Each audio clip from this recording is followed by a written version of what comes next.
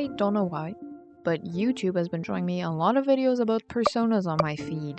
But it was Nerdy Artie's video that really put the final nail into the coffin. If you don't know what a persona is, or sona for short, a sona is how you decide to present yourself online.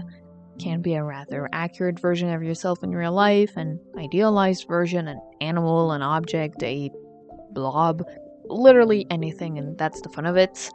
I designed my Sona Kiwi Paw 2 years ago, redesigned them in 2025 by turning them green. Now, like I said, Artie's video was the one that really motivated me to doing another small redesign. Even though I couldn't relate with her problem about her old Sona, it still helps me realize that I can upgrade my persona and that I am allowed to draw them in different styles. Yes, because the biggest problem I had with this specific Sona was that I thought I couldn't draw them differently. Sad times, truly. From the very start, I knew that I didn't want to change the entire look of Kiwi Paw, only some minor adjustments and additions in hopes of liking the design more. And of course, the first thing I did was go on Pinterest, and almost immediately, this blouse with eyes caught my eye. Hehehe. Get it? Eye? Okay, let's move on. I wanted to keep the innocent look of Kiwi, but adding blinking and emoting eyes added the small bit of uneasiness that I wanted. I explored some other elements like different types of cuffs and accessories, but when I drew this tiny sketch of Kiwi with a dragon tail, I knew that I had hit the jackpot. I also tried this human version, but yeah, we don't talk about that one. As you can see, the tail stuck throughout the rest of the design and actually made it into the final one. Yippee!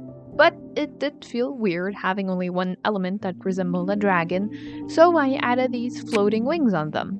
I suppose you could draw them attached or floating, but this way is just easier for such a simple design and also much quicker to draw. And that was basically the entire design figured out.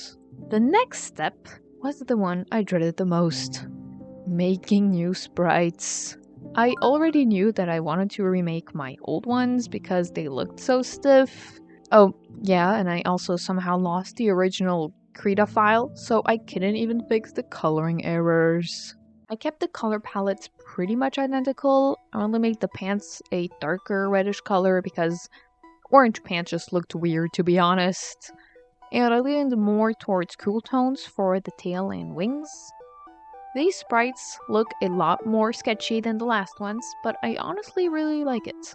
I'm also letting myself be more flexible, and I'll most likely be adding more sprites in the future because I am missing a few key expressions right now. I have a special video planned for August. Well, I guess we're already in August, which is crazy, but anywho, stay on the lookout for that. Alright, I think that's all for today. Thanks for hanging out with me for who knows how long, and see you another time, hopefully.